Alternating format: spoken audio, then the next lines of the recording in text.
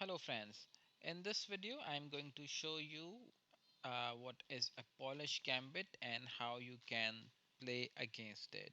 So against the move e4, when black tries to play b5, that is that's constitute Polish Gambit. It is also known as Polish defense as well. The idea behind in this opening is black tries to sacrifice this pawn and try to develop his bishop on b7 and attack onto this diagonal. There are a couple of options available for white against this opening. Number one is you can straightforwardly capture this pawn using a bishop, and in so let me show you first this. So say bishop takes b5, then black will develop its bishop on b7.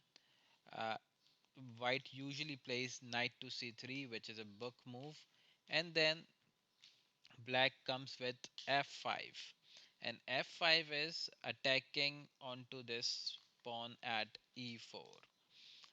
If black if white becomes greedy and capture this pawn at e takes f5, then this rook will be in real danger with bishop takes g2. And that is an idea behind playing behind Polish Gambit. At this position, if you ever going to this situation, you have a very cunning move available, which is Queen h5 check.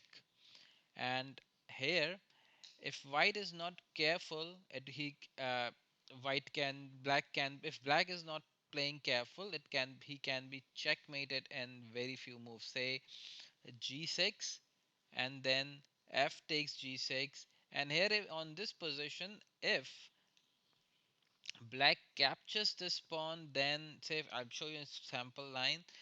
H takes g6, but queen takes g6 is checkmated.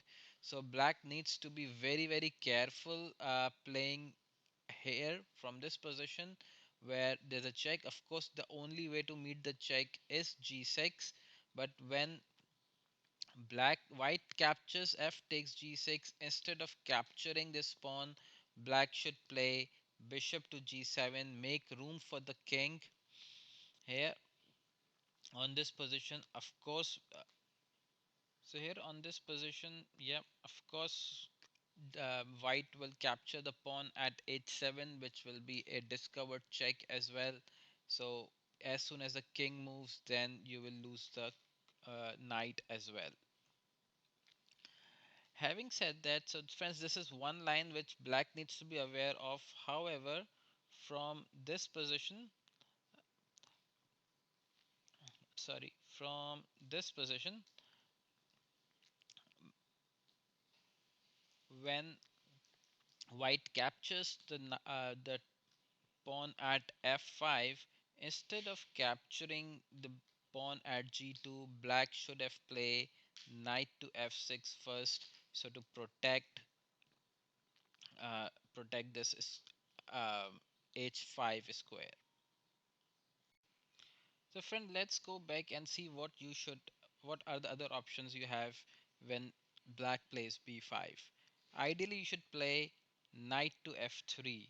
So now the point is, if black tries and capture this pawn, you can capture this, and then this fg2 pawn is blocked by the knight. So let me show you how. Say for example, in this position, black plays bishop to b7, then bishop takes b5, then bishop takes e4, and then you can simply castle. Here the best move for the black is to play knight to f6, and then you can develop your rook at e1, attacking onto this bishop, where bishop goes back to b7, and then d4 and e6 for the black. So that's how the game continues from this position. You have met the threat, but still the bishop is at b7, and uh, uh, the the knight at f3 is still under the attack. If you move your queen here, black may have captured the knight, and then you have a disturbed pawn structure from the king side. So you have to be aware of all those positions. The best move here is to play c3, protect this pawn, and then develop the knight at d2, so you have extra protection of the knight at f3. Friends, one last line which I would like to show you here is also, it's not very popular, but it's really fun to play with, which is a4. So the point here is to open the A file, and start attack from this from the A file.